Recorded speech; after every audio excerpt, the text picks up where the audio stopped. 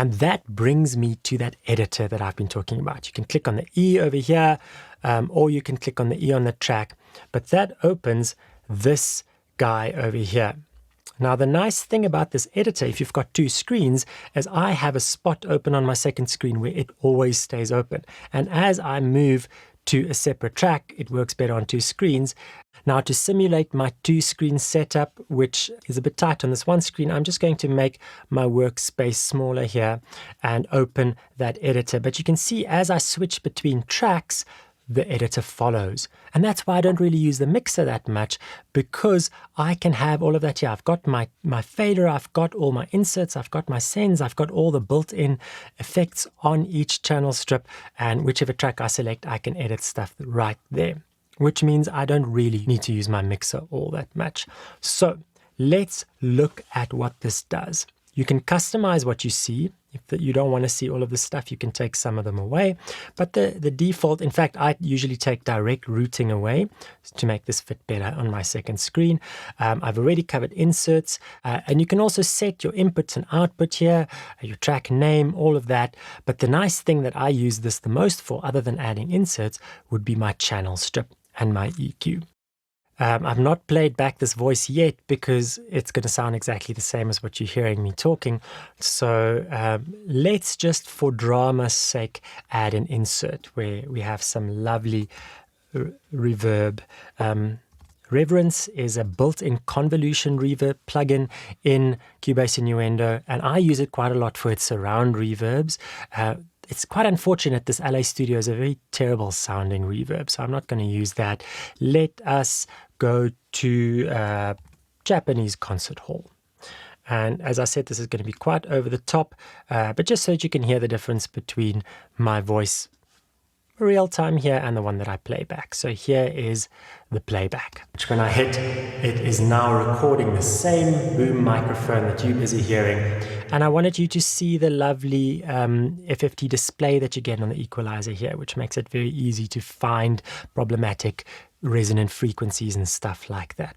So if I want to EQ this voice, I can enable any of these frequency bands.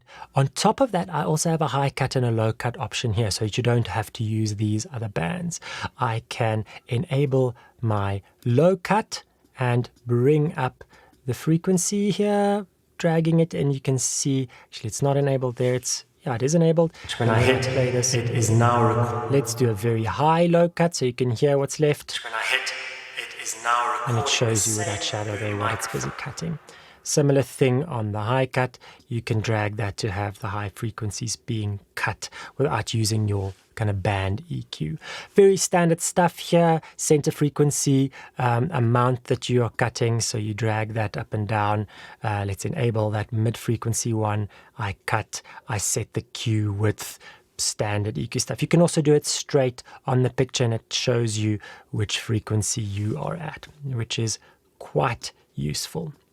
And if I just click on the graph, it enables those bands automatically. So you can do a very quick EQ. Now that's not an EQ I want to use, so I can just disable those bands. But a very capable built-in equalizer that you have on each track.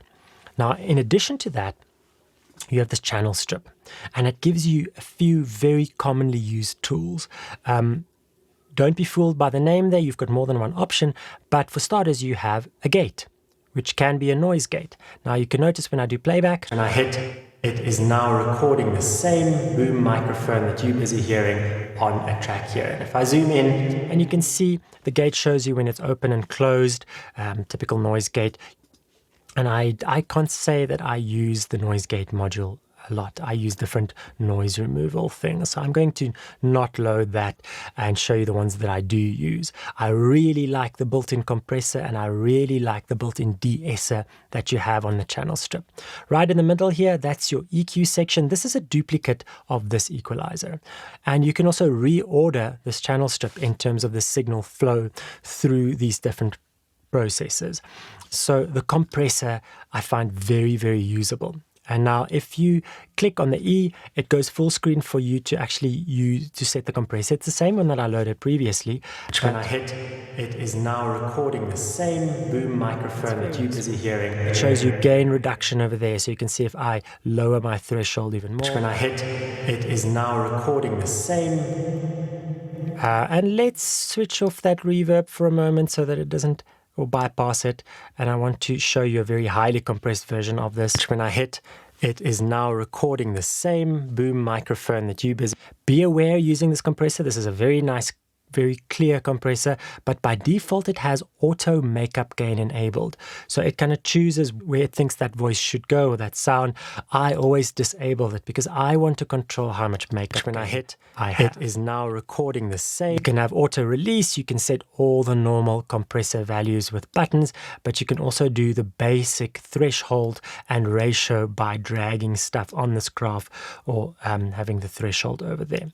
So this is not a lesson on compressors, but you can see it's pretty standard stuff there and quite visual in terms of the graph and seeing the makeup gain. I do miss something like on some of the Waves compressors where you actually see the signal on the graph here, but with the makeup gain, or the gain reduction rather, showing you how much it's kicking in, it's quite useful. So that's my compressor. I can just close that module to be back over here. You can set most of the things straight here from the small display, and you don't have to go into the full menu for that. EQ we've covered. Now tools, you have a couple of things here. You've got an envelope shaper and a de-esser. You have more innuendo. Now this de-esser I really like. It's quite it's quite strong when you leave it to the defaults because it's reducing a broad band of S's and S's by 4 decibel.